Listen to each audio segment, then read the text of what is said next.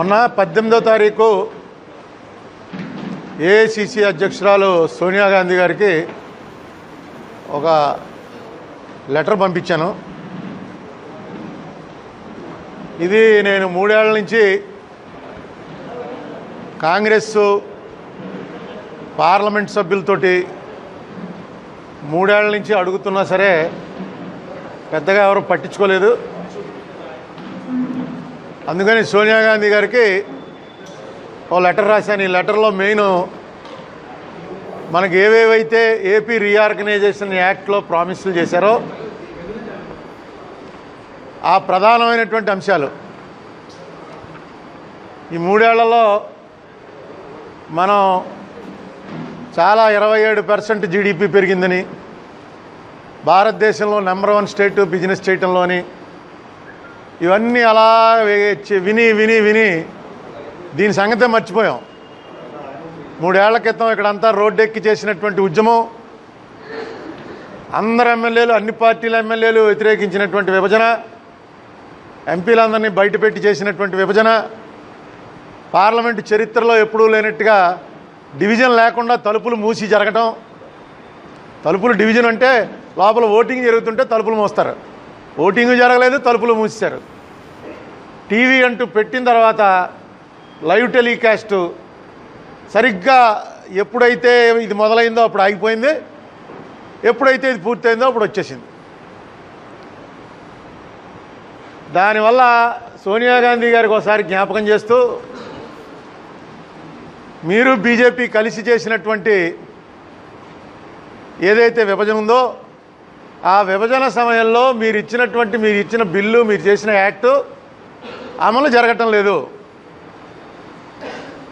దీని మీద ఇక్కడి నుంచి ఒక్క ఎమ్మెల్యే ఒక్క ఎంపీ నెగ్గలేదు కదా అని కాంగ్రెస్ పార్టీ నెగ్గని రాష్ట్రం మనకెందుకని నిర్లక్ష్యం చేయడానికి కాంగ్రెస్కి హక్కు లేదు. ఈ దేశంలో గ్రాండ్ ఓల్డ్ పార్టీ కాంగ్రెస్.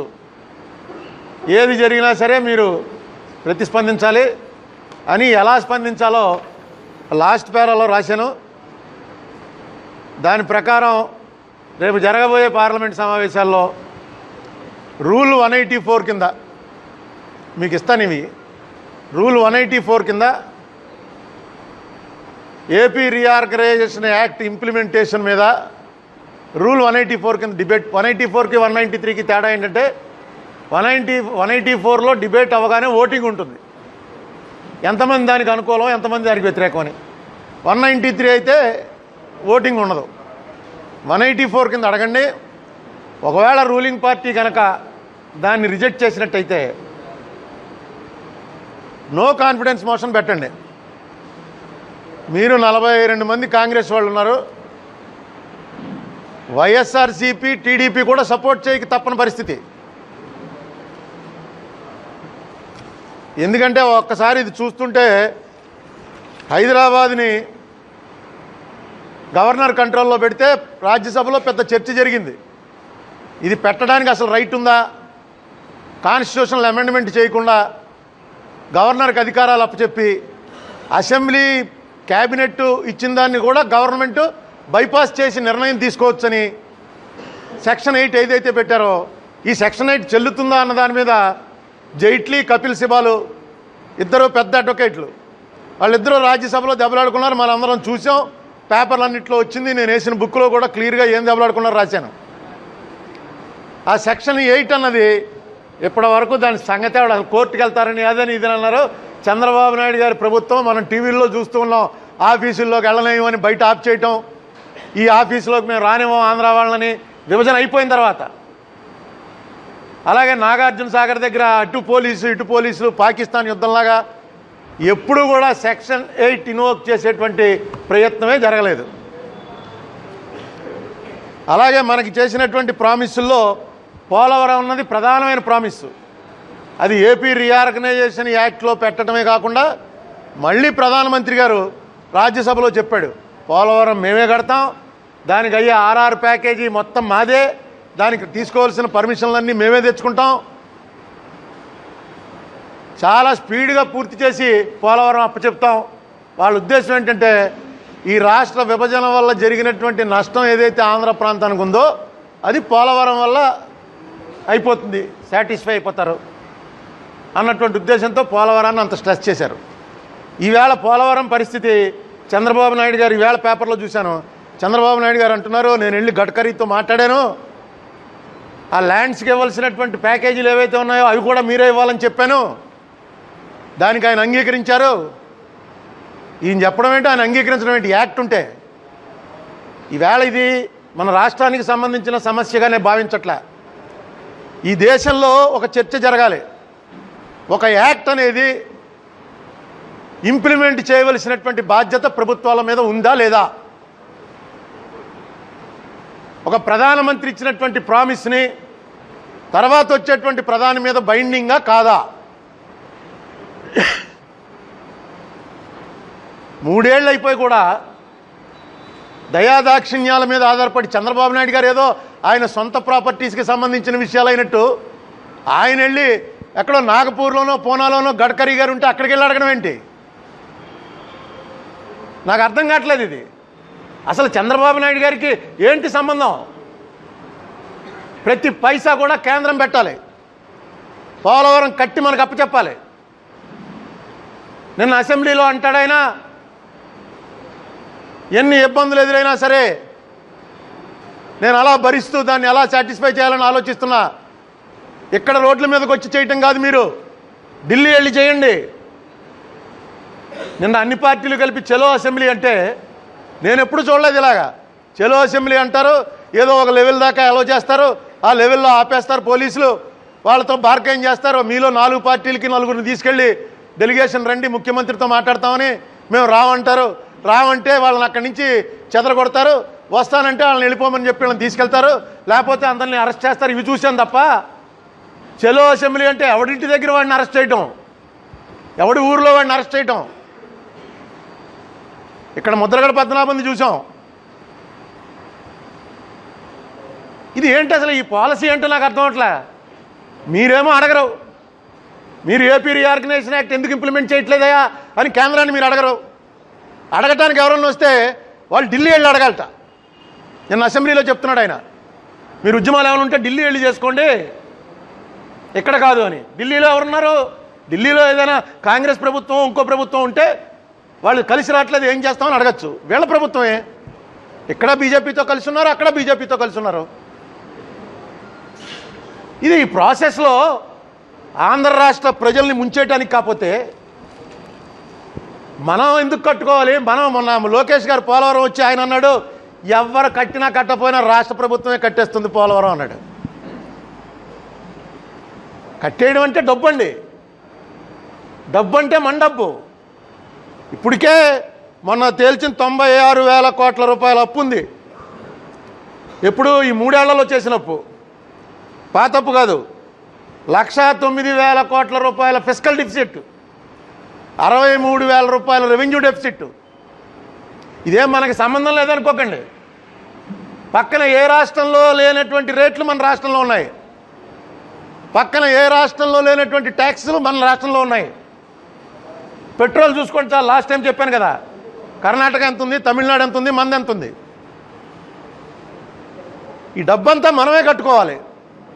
కేంద్రం కట్టాలని యాక్ట్ చేస్తే ఆ యాక్ట్ని ఇంప్లిమెంట్ చేయడానికి ఎందుకు ఇంప్లిమెంట్ చేయట్లేదని చలో అసెంబ్లీ అని పిలిపిస్తే దాని మీద ఎంత ప్రెజర్ ఎందుకు?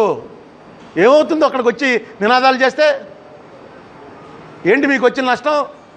అదేమన్నా మావోయిస్ట్ పార్టీలా బాంబులు వేయడానికి? ఎందుకు మీరు అలాగా సిపిఐ, సిపిఎం, కాంగ్రెస్, వైఎస్ఆర్సీపీ వాళ్ళు వస్తుంటే 4 పార్టీల తరఫున 4 రండయ్య సీఎం గారు మాట్లాడతారని పిలవచ్చు కదా? ఏం జరుగుతుందో ఏంటి ఇప్పుడు? ఈవేళ ఆయన ప్యాకేజీ మీద చర్చ చేస్తారట అసెంబ్లీలో. కేంద్రం ఇచ్చిన ప్యాకేజీ మీద అసెంబ్లీలో చర్చించాలని చెప్పి దానికోసం 2 రోజులు పెంచుతున్నాం అన్నారు. చాలా సంతోషకరమైన విషయం. ఎందుకంటే ఆ ప్యాకేజీ అనేటువంటి బ్రహ్మ పదార్థం ఏంటో ఇప్పటివరకు ఎవరికి తెలియలే. చంద్రబాబు నాయుడు గారు చెప్తూనే ఉన్నాడు, దీనికన్నా అది బాగుంది కాబట్టి అది తీసుకున్నాం. ఆ బాగేంటో రేపు అసెంబ్లీలో ఏకపక్షంగా, ఎందుకంటే ప్రతిపక్షం లేదు, చెప్పండి మీరు ఏకపక్షంగా. ప్రతిపక్షం పరిస్థితి ఏంట్రా బాబు అంటే బాయ్కాట్ అని చెప్పి బయటకు వచ్చేసారు. పిఎస్సి అని ఒకటి ఉంటుంది, పబ్లిక్ అకౌంట్స్ కమిటీ. నేను దాని మీద ఆశ పెట్టుకున్నాను. ఎందుకంటే మనం రాజమండ్రిలో ఏదైతే లెక్కేసి చెప్పామో 2016లో పట్టిసీమలో ఎంత తినేశారని చెప్పి లెక్కేసి చెప్పామో, కాగ్ వాళ్ళు అదే అమౌంట్ వాడు కాగ్ ప్రింట్ చేసి పంపించారు. ఇంత అమౌంట్ మీరు ఎక్సెస్ పేమెంట్లు చేశారు అని. కాగ్ పంపించిన తర్వాత మన బుచ్చే చౌదరి గారు అంటాడు, కాగ్కి ప్రభుత్వం సమాధానాలు చెప్తుంది అంటాడు. ఆయన 5వ 6వ ఎమ్మెల్యే. ప్రభుత్వం సమాధానాలు చెప్పిన తర్వాత సాటిస్ఫై అవ్వకపోతేనే కాగ్లో ప్రింట్ చేస్తారు. అన్నీ కూడా ప్రభుత్వాన్ని అడుగుతారు. వాళ్ళు ఇచ్చిన సమాధానం వీళ్ళు సాటిస్ఫై అవ్వలేదనుకోండి, అప్పుడు ప్రింట్ చేస్తారు. దానికి నెక్స్ట్ పేజ్ ఏంటి, పిఎస్సిలో చర్చిస్తారు, పబ్లిక్ అకౌంట్స్ కమిటీ. ఆ పబ్లిక్ అకౌంట్స్ కమిటీ సాంప్రదాయం ఏంటంటే చైర్మన్ ఎప్పుడు కూడా ప్రతిపక్ష పార్టీ వాడు ఉంటాడు. ఈవేళ రాజేంద్రనాథ్ రెడ్డి అన్నవాడు దానికి చైర్మన్. ఆ చైర్మన్ గొడవలోనే మన జ్యోతుల నెహ్రూ గారు పార్టీ వదిలేసి వచ్చేసాడు. అందుకని మన జిల్లా వాళ్ళందరికీ పిఎస్సి బాగా గుర్తుంటుంది. నేను చెప్పాను కదా, పిఎస్సి అంటే పరస్పర అభినందన కమిటీ కాదని, public accounts committee. Public accounts committee ముందు వచ్చి దీని మీద చర్చ జరుగుతుంది. చర్చ జరిగిన తర్వాత ఎలాగా వాళ్ళు మెజారిటీ ఉన్నారు కాబట్టి పబ్లిక్ అకౌంట్స్ కమిటీ దాంట్లో కాగ్ దాన్ని నిర్ధారిస్తూ చేయదు తీర్మానం, కానీ చర్చ అయితే జరుగుతుంది. ఆ చర్చకి ఇంజనీర్లు వెళ్ళి సమాధానం చెప్పాలి. అక్కడ మినిస్టర్ని పిలవరు. Polavaram chief engineer, Polavaram secretary, irrigation secretary, finance secretary వీళ్ళని పిలిచి ఎందుకు ఇచ్చావు, ఎవరిచ్చారు ఈ ఆర్డరు అని అడుగుతారు. అవన్నీ రికార్డ్ అవుతాయి. నేను పిఎస్సి ఉంటుందని వెయిట్ చేస్తుంటే అసెంబ్లీ బాయ్కాట్ చేసిన వాళ్ళు కమిటీలకు ఎలా అటెండ్ అవుతారండి? కమిటీలకు అటెండ్ అయితే అది కూడా అసెంబ్లీ అటెండ్ అయినట్టే కదా అని ఒక కొత్తది లేవనెత్తారు. నేను జగన్మోహన్ రెడ్డి గారికి మీ ద్వారా రిక్వెస్ట్ చేసేది ఏంటంటే, సరే అసెంబ్లీ మానేశారు, మీ పార్టీ నిర్ణయం, పబ్లిక్ అకౌంట్స్ కమిటీ ఏదైనా మీటింగ్ జరగనివ్వండి, దీని మీద ఆఫీసర్లు వచ్చి ఏం చెప్తారన్న తేలనివ్వండి. ఇది చాలా క్రూషియల్ మ్యాటరు. నిన్న మొన్న ఇరిగేషన్ మంత్రి గారు అంటున్నారు ఇప్పుడేం చెప్తారు పట్టిసీమ గురించి అని. అంటే ఇప్పుడంటే అర్థం ఏంటంటే పోలవరం అయిపోయింది కదా, ఇప్పుడేం చెప్తారండి? పోలవరం అనేది కేంద్రంకి మాకు గొడవ వచ్చేసింది, ఇప్పుడు పట్టిసీమ లేకపోతే వాళ్ళ పరిస్థితి ఏమవును, ఇప్పుడేం చెప్తారండి? నిజమే, మీకు తెలిసి సంగతి ముందే, ఈ సంగతి మీకు ముందు తెలుసు కాబట్టే మీరు పట్టిసీమ కట్టారు. ఆ సంగతి మాకెందుకు చెప్పలేదు? 2 ఏళ్ళు టెంపరీ అని ఎందుకు చెప్పారు? ఆవేళ ఇది కట్టదయ్యా ఈ కేంద్రం, మేమేం చేయలేము, కేంద్ర ప్రభుత్వం వాళ్ళకి కట్టే ఉద్దేశం లేదు, ట్రాన్స్ఫర్ వాడికి కట్టేంత కెపాసిటీ లేదు, వాడిని మార్చాలంటే మా ఎంపీ 3 ఏళ్ళు అయిన తర్వాత ఇప్పుడు తెలిసిన వాళ్ళకి వీడు కట్టలేడని. అసలు పోలవరం మీద ఒక శ్వేతపత్రం ప్రకటించమని ఎప్పటి నుంచో అడుగుతున్నాం, కనీసం దాని జోలికి వెళ్ళరు. రాష్ట్ర ఆర్థిక పరిస్థితుల మీద శ్వేతపత్రం ప్రకటించమని అడిగాం, దాని జోలికి వెళ్ళరు. మొన్న రామకృష్ణుడు గారు చెప్తారు అసెంబ్లీలో మాట్లాడతాం లేదు, శ్వేతపత్రం అవసరం లేదన్నాడు. ఎప్పుడైనా 3 ఏళ్ల కాలంలో మన డెట్ ఇంత పెరిగిపోవటం ఎప్పుడైనా జరిగిందా? ఇంత అప్పు పెరిగిపోవటం. ఈ రాష్ట్రం ఏర్పడినప్పటి నుంచి ఇప్పటి వరకు ఎంత అప్పు అయితే చేసావో అంత అప్పు 3 ఏళ్లలో చేశారు. చేయొచ్చు, అప్పు చేయటంలో అనేది చాలా సహజం. అప్పు దేనికి వినియోగించారు? నువ్వు 10,000 రూపాయలు అప్పు చేసి రాజానారాయణ దగ్గర 1000 గజాల స్థలం తీసుకున్నానండి, 10 రూపాయలకే పోతుంది, 10,000 అప్పు చేసి తీసుకున్నాను, ఈ 10,000 అప్పు మీద వడ్డీ 2 రూపాయలు వడ్డీ అయినా పర్వాలేదు, అక్కడ సరిగ్గా సంవత్సరం అయ్యేటప్పటికి అది గజం 10,000 అవుతుంది, నేను లెక్కేశాను అందుకుని తీసుకున్నానంటే అది ఇన్వెస్ట్మెంట్. చెప్పండి, అదే 1,00,000 కోట్ల అప్పు తీసుకుని ఏం చేశారు మీరు? దేని మీద ఇన్వెస్ట్ చేశారు? దేని మీద ఇన్వెస్ట్ చేశారా అంటే 63,000 కోట్ల రూపాయలు రెవెన్యూ డెఫిసిట్ మీద ఇన్వెస్ట్ చేశారు. రెవెన్యూ డెఫిసిట్ అంటే ఏంటండి? జీతాలు, మనం తినే భోజనం రోజు గడగడానికి రెవెన్యూ డెఫిసిట్. ఫిజికల్ డెఫిసిట్ అంటే అది ఫైనాన్షియల్ డెఫిసిట్. అలాంటి దాంట్లో ఈ అప్పులు ఉండొచ్చు. ఈ 10,000 రూపాయలు ఇట్టి అక్కడ పొలం కొన్నాం, ఇక్కడ స్థలం కొన్నాం, దాని రేటు పెరుగుతుందని చెప్పి ఆ ఉద్దేశంతో ఇన్వెస్ట్ చేసాం. మీకు చూసుకోండి, గత ప్రభుత్వాలు కాంగ్రెస్ ప్రభుత్వం ఉన్నప్పుడు కానీ, మరి ఎన్టీ రామారావు గారిది ఎలాగో తెలియదు నాకు, కాంగ్రెస్ ప్రభుత్వం ఉన్నప్పుడు ఎలా ఉండేది, చంద్రబాబు నాయుడు గారు 9 ఏళ్లలో ఎలా ఉండేది ఒకసారి చూడండి. కాంగ్రెస్ ప్రభుత్వంలో ఎప్పుడు కూడా రూపాయి అప్పు ఉంటే కనీసం రూపాయి 1 పైసా అసెట్ ఉండాలి, లేకపోతే ఒప్పుకోరు. కాంగ్రెస్ పార్టీ అనేది చస్తే ఒప్పుకోదు. ఆ ముఖ్యమంత్రిని మార్చేస్తారు, ఆ మంత్రుల్ని మార్చేస్తారు. రూపాయి అప్పు ఉండొచ్చు, కానీ రూపాయి ఒక్క పైసా అసెట్ కనబడాలి.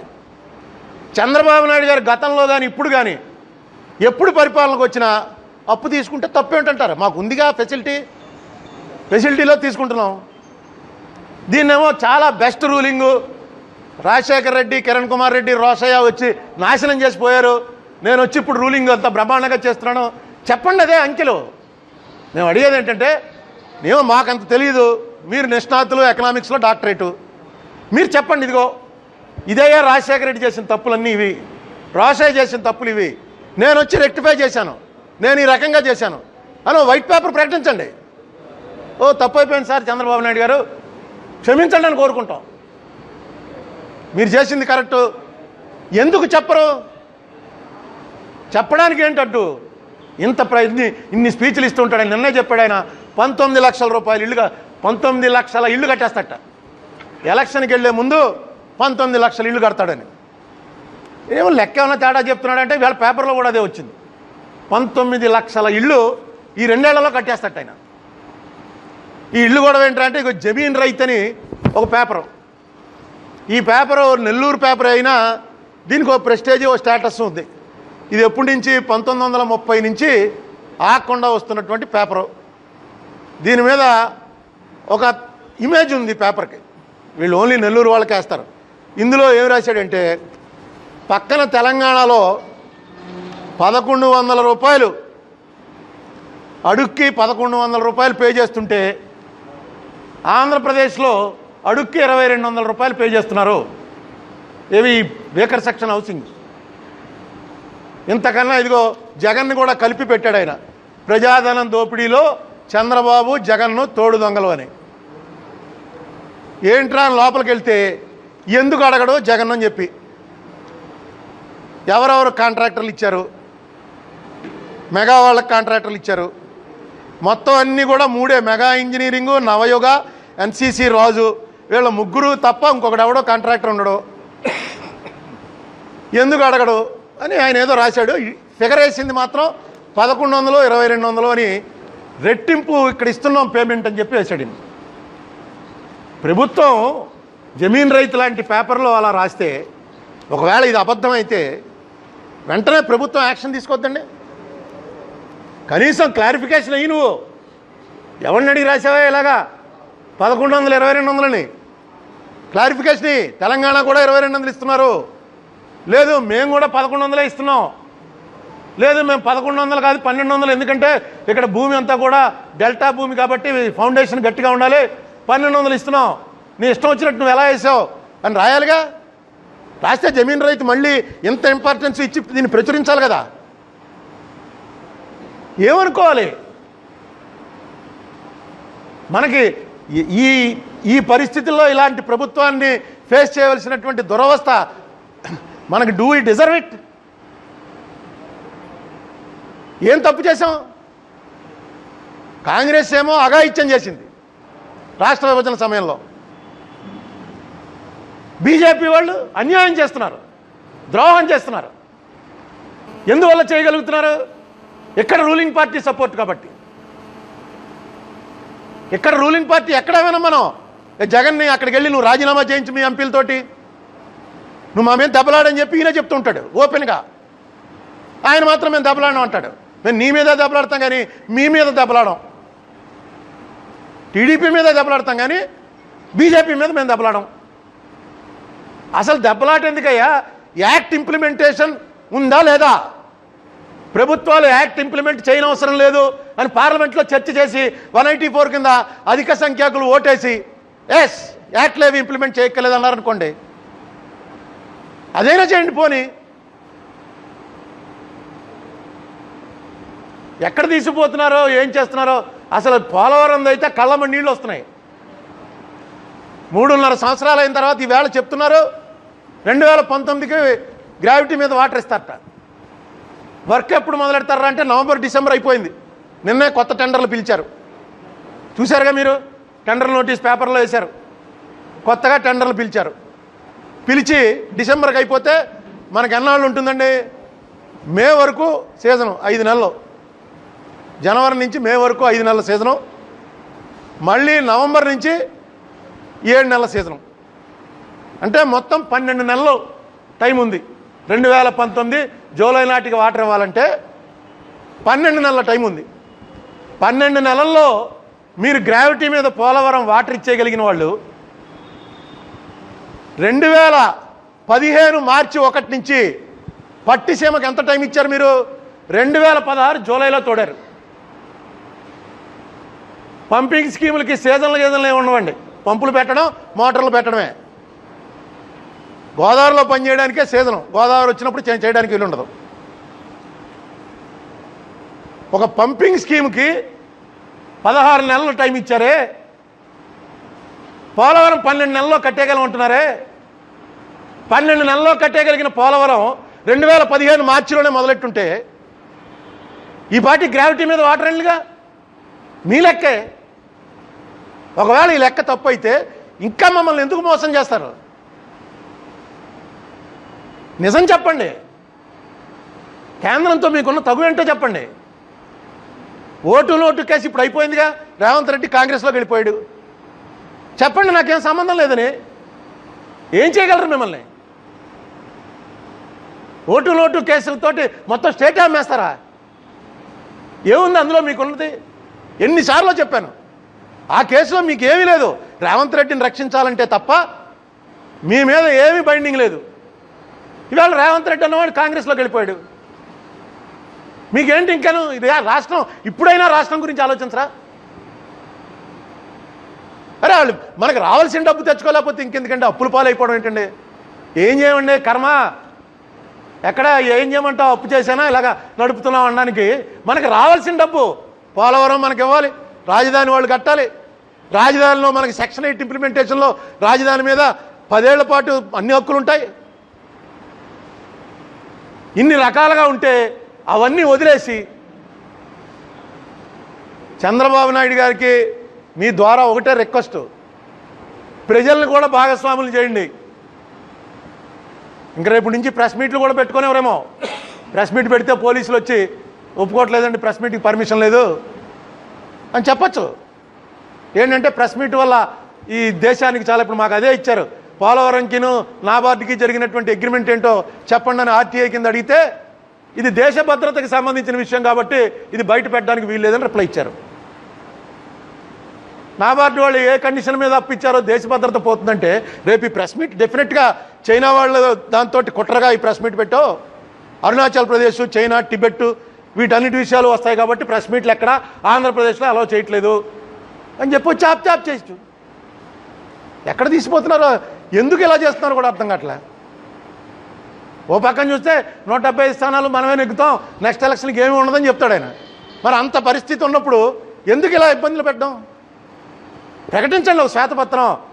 అంత మొట్టమొదటి మీరు ఎన్టీ రామారావుని కొట్టినప్పుడు ప్రతి దాని మీద ఒక శ్వేతపత్రం ప్రకటించారు.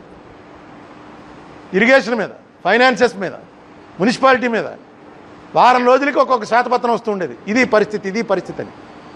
ఇవాళ ఇంత క్రైసిస్లో ఉండి ఫైనాన్షియల్ తోటి ప్రకటించండి, పోలవరం తోటి ప్రకటించండి. ఎందుకు ఇబ్బందులు వచ్చాయో చెప్పండి. నేను ఎలాగా నా దగ్గర ఉన్న మెటీరియల్ అంతా పెట్టి పోలవరం మీద ఒక బుక్లెట్ వేద్దాం అనుకుంటున్నాను. ఆ మెటీరియల్ అంతా కూడా గవర్నమెంట్ మెటీరియలే. గవర్నమెంట్ ఇచ్చిన జీవోలు, గవర్నమెంట్ ఇచ్చిన ఆర్డర్లు. ఇవో ఇప్పుడు రైట్ టు ఇన్ఫర్మేషన్ కింద అడిగితే ఇన్స్పెక్షన్కి ధవళేశ్వరం నుంచి 4 రోజుల నుంచి అలా లాగుతున్నారు. 2 రోజుల్లో చెప్తామండి అని. మొత్తం పోలవరం, పట్టిసీమ, పురుషోత్తపట్నానికి సంబంధించినటువంటి అన్ని పేపర్లు వచ్చి మేము ఇన్స్పెక్ట్ చేసుకుంటాం, అందులో మాకు కావాల్సిన పేపర్లు మాకు ఇద్దరు కానీ అని చెప్పి పెట్టి 3 నెలలు అయింది. అది తిరిగి అసలు మేము అడిగిందేమో క్యాబినెట్ డెసిషన్స్ అడిగాం. GADని క్యాబినెట్లో పోలవరం గురించి ఏం తీర్మానాలు జరిగాయో అవి మాకు కావాలని. GAD వాళ్ళేమో పోలవరం అన్న పేరు చూడగానే ఇరిగేషన్ డిపార్ట్మెంట్కి పంపించారు. ఇరిగేషన్ మినిస్ట్రీ వాళ్ళేమో వెంటనే ఇక్కడ చీఫ్ ఇంజనీర్కి పంపించారు. చీఫ్ ఇంజనీర్ ఏమో మీరు ఎప్పుడు వస్తే అప్పుడు మా దగ్గర ఉన్న కాగితాలన్నీ చూపిస్తాం, కొంచెం కాగితాలన్నీ ఒక చోట పెట్టడానికి టైం ఇవ్వండి అని చెప్పి ఒక వారం నుంచి లాగుతున్నారు. మూడేట్ల వెంకటేశ్వరరావు పిటిషన్ పెట్టేవాడు. పిటిషన్ వేరు, సమాచార హక్కు వేరు. పిటిషన్ పెడితే వాళ్ళ తలనొప్పి, ఇందులో వాళ్ళ తలనొప్పి వదులుతుంది ఆఫీసర్లకి. అమ్మాయ ఒకడెవడో చూసుకుని చెప్పేశాడు, ఇందులో మన రిస్క్ మన రెస్పాన్సిబిలిటీ తగ్గిపోయింది. మొన్న ఎందుకు ఆఫీసర్లు రిజెక్ట్ చేశారు? నెగోషియేషన్ కమిటీ వేస్తానంటే కాంట్రాక్టర్కిను ఆఫీసర్లకి నెగోషియేషన్ కమిటీ వేసి ఎంత డబ్బు పేమెంట్ ఇవ్వాలి అన్నది జనరల్గా జరుగుతుంది. అది ఆఫీసర్లు ఒప్పుకోవాలా? నో, మేము ఒప్పుకోం, నెగోషియేషన్ లేదు, ఏం లేదు, మీరేం చెప్తే అది చేస్తూ మేము ఎలాగైతే గోదావరి పుష్కరాల్లో చచ్చిపోతే ఏ కమిటీ లేకుండా క్లోజ్ చేశారో, ఊరికే కంటి తుడుపు కింద సమాజాల కమిటీ అని ఆ కమిటీ కూడా ఏమైందో తెలియకుండా క్లోజ్ చేశారో, ఈ పోలవరం కూడా అలాగే క్లోజ్ చేయాలి తప్ప ఇన్వెస్టిగేషన్ అంటూ మొదలెట్టి నెగోషియేషన్ అంటూ మొదలెట్టారా మొత్తం మీ కథలన్నీ మేము బయట పెడతాం అని చెప్పకుండానే ఇంజనీర్లు చెప్పారు. వాళ్ళు బయటికి చెప్పగల మేము రావండి నెగోషియేషన్ కంటే దాని అర్థం అదే. ప్రభుత్వం వాళ్ళు నెగోషియేషన్ కమిటీ వేస్తామంటే మేము ఉన్నాం అందులో అన్నారంటే అర్థం ఏంటి? మాకే సంబంధం లేదు, చేసుకునేది మీరు, మళ్ళీ మధ్యలో మమ్మల్ని పెడతారేంటని. ఈ పరిస్థితులు మీతో పంచుకోవాలనేటువంటి ఉద్దేశంతో ముఖ్యంగా ఈ లెటరు, దీని కాపీ మీకు ఇస్తాను. ఈ లెటర్ మీద కాంగ్రెస్ పార్టీ స్పందించి రేపు రాబోయే సెషన్లో, ఈ ఫస్ట్ టైం ఎప్పుడు కూడా సెషను నవంబర్ 3rd వీక్లో స్టార్ట్ అయ్యేది. నేను 10 ఏళ్ళు ఎంపీగా ఉన్నాను, అంత ముందు కూడా నాకు తెలుసు. ఎప్పుడైనా గుజరాత్ ఎలక్షన్లు అన్నారనుకోండి, ఎలక్షన్ 3 రోజులు సెలవులు ఇచ్చేవారు. ఇంకో స్టేట్లో ఎలక్షన్ అవుతుంటే ఆ స్టేట్ పెద్ద స్టేట్ అయితే 4 రోజులు సెలవు ఇచ్చేవారు.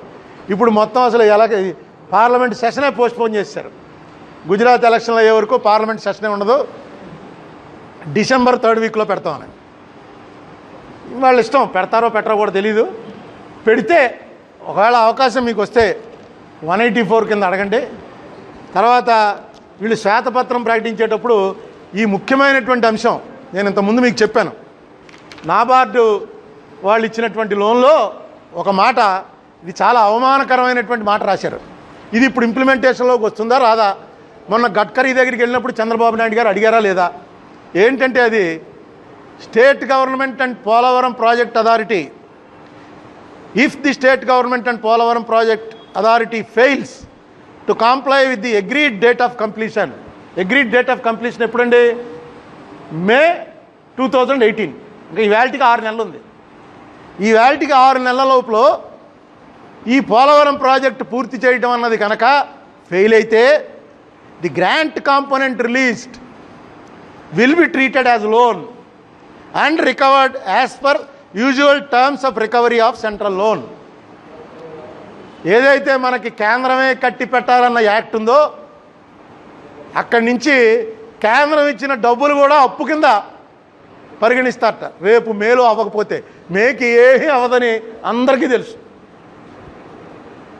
ఇటువంటి క్లాజులు, ఇది ఎక్కడి నుంచి వచ్చింది నాకు? Government of India, ministry of water resources, వాళ్ళు director general of national water development NWDA వాళ్ళకి రాసిన లెటర్ ఇది. ఆ లెటర్లో ఈ పోలవరం కండిషన్లన్నీ రాస్తూ 1981 కోట్లు రిలీజ్ చేశారు.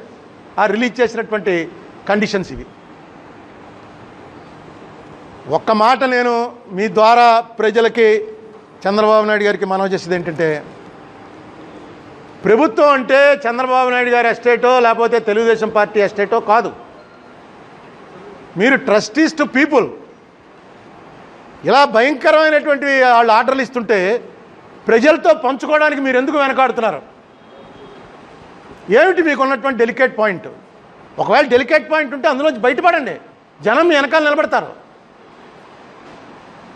పోలవరం లాంటి మీరే చెప్తున్నారు, నిన్న మళ్ళీ చెప్పారు, జీవనాడి, ఆక్సిజను, మనకు గుండెకాయ. ఆ గుండెకాయని నొక్కుతుంటే అప్పుడు కూడా మనం రియాక్ట్ అవ్వకపోతే, గుజరాత్ ఎలక్షన్లో కనుక మోడీ కొంచెం డౌన్ అయితే అప్పుడు రియాక్ట్ అవుదాం అనేటువంటి పొలిటికల్ ఉద్దేశంలో కనుక మీరు ఉండుంటే ప్రజలు నమ్మరు. మీకు ఎంత మీడియా సపోర్ట్ ఉన్నా, మీరు అపోజిషన్ లీడర్ అన్నవాడు అసలు అపోజిషనే కాదనేటంత అహంకారమైనటువంటి ధోరణి మీకున్నా, పార్టీలు ఏం చేసినా సరే తీసుకెళ్ళి లోపల పారేయండి అనేటువంటి ఒక నియంతృత్వమైనటువంటి పోకళ్ళు మీరు అలవర్చుకున్నా, అవకాశం చూసి అవతలాడు వీక్ అయ్యాక నోటికి వచ్చినట్టు మాట్లాడదాం అనేటువంటి ఆలోచన కనుక మీకు ఉన్నట్టయితే ప్రజలు మాత్రం అంగీకరించరు. అన్నీ వాచ్ చేస్తున్నారు. అది మాత్రం మర్చిపోవద్దని మనం చేస్తున్నా. తొందరలో ఈ అసెంబ్లీ సమావేశాలు పూర్తయ్యే లోపల శ్వేతపత్రాన్ని రిలీజ్ చేసి, ఒకరోజు అసెంబ్లీలో మీ పార్టీ వాళ్ళే కాబట్టి ఆ శ్వేతపత్రం మీద కూడా చర్చ పెట్టండి. నేను చెప్పిన వాటిలో ఏమన్నా తప్పు ఉంటే నేను ముందు నుంచి అడుగుతున్నా, మళ్ళీ అడుగుతున్నా, మీ ఆర్డర్ పొందినటువంటి మన బుచ్చే చౌదరిలా కాకుండా మీ ఆర్డర్ పొందినటువంటి వాళ్ళు ఎవరైనా వచ్చి నాది తప్పు అని చెప్పి నిరూపించినట్టయితే ఇక్కడే రాజమండ్రిలో ఇక్కడే కూర్చుందాం. నాకు క్షమాపణ కోరటానికి సిద్ధంగా ఉన్నాను. నేను మాట్లాడిన వాటిలో ఒక్క తప్పున్నా సరే అన్నీ నేను రికార్డు అయినవే చెప్తున్నాను. ఈ జమీన్ రైతులో చెప్పిన 1100, 2200 మాత్రం ఇంకా అసలు పీక్ అనమాట. ఓకే,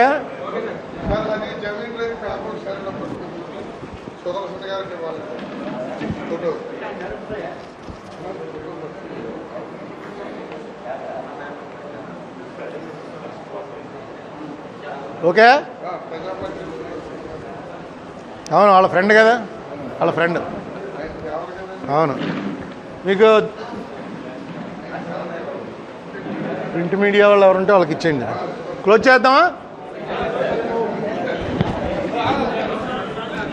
హాయ్ ఫ్రెండ్స్, మా టుడే టుమారో యూట్యూబ్ ఛానల్ చూస్తున్నందుకు చాలా థ్యాంక్స్. మరిన్ని లేటెస్ట్ వీడియోస్ కోసం వెంటనే సబ్స్క్రైబ్ చేయండి.